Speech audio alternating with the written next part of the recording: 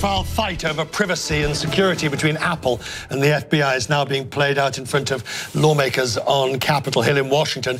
There, Apple's General Counsel Bruce Sewell began testifying just a short time ago, giving his version of events. The FBI Director James Comey has already spoken on behalf of the Bureau. He told the committee it's the FBI's job to sound the alarm when it sees a security blind spot. The tools you are counting on us to use to keep you safe are becoming less and less effective. It is not our job to tell the American people how to resolve that problem. The FBI is not some alien force imposed upon America from Mars. We are owned by the American people. We only use the tools that are given to us under the law.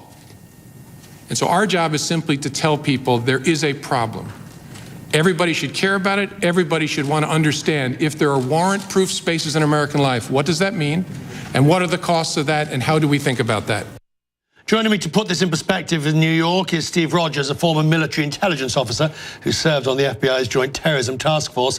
And with me from Memphis in Tennessee is the antivirus software creator, John McAfee, and we are delighted to have you, sir, with us. To both of you, gentlemen, the issues haven't really changed since the whole furore began. It really does come down to one of, do we give, or does the courts give the FBI the right to get into this phone, or indeed any phone? Because I think, Steve Rogers, you have to accept, if you do it once, the authorities will be back to do it again. Richard, there has been a change, and the change is we're at war. I could buy the privacy issue if this was minor criminal activity, but we're at war and our national security is at stake here. So this is what's changed, and this is why we need the cooperation of Apple to proceed with this. John, he's got a valid point, hasn't he? No,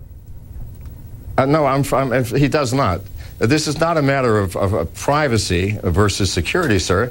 I'm certain, Mr. Rogers, I've heard a great deal about you, and good luck to you, that you are unexcelled in the area of information gathering and intelligence.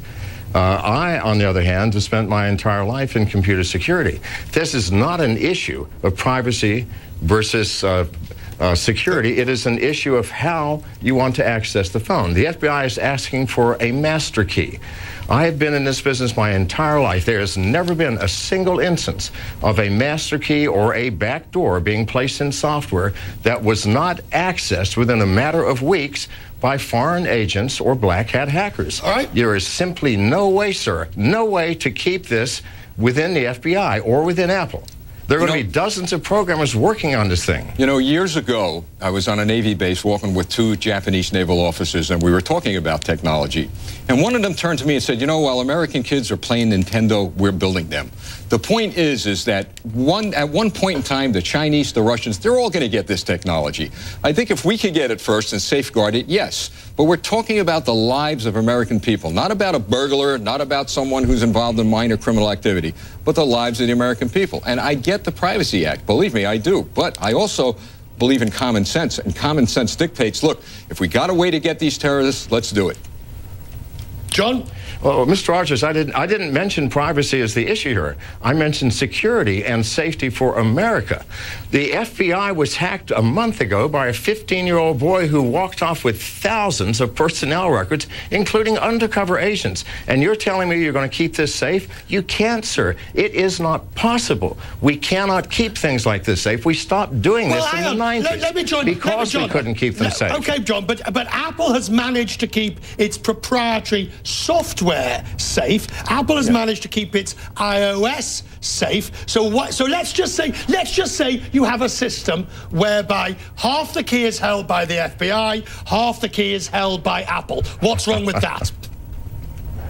Well, here's the problem. You're saying that they've kept their operating system safe. From what? No one's trying to steal their operating system. You'd have to build the hardware for it to run on. There's no one looking for that. However, everybody's looking for a key that will unlock every iPhone. Eventually someone's going to get that key. But I want to go back to this phrase you're using, keeping Apple safe, the system safe. I want to talk about keeping the American people safe. And if, by golly, Apple could help out, then let's do it, okay?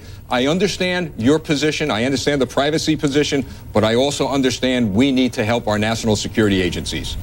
What do you do? But you're not helping the American people, Mr. Rogers. Says? If in Who fact, says? I'm telling you, within a matter of weeks. Well, who cares? That's what it's all I about. didn't say is who helping the cares. American I people said who and says. I protecting us. believe All the right, majority of the gentlemen, American now, people want to be safe. Let me ask you, Mr. Rogers, sir. what do you do? Of course we do, but we want to be safe also from hackers getting into our telephones, stealing our money, our credit cards, and our IDs, watching our daughters while they're in the bathroom. Good Lord, sir. Well, this is the problem, And Richard, too. they have done that. So what are you are weighing... I'm sorry? Gentlemen, I'm going to, Bell, as I ask the next question. Yes, sir.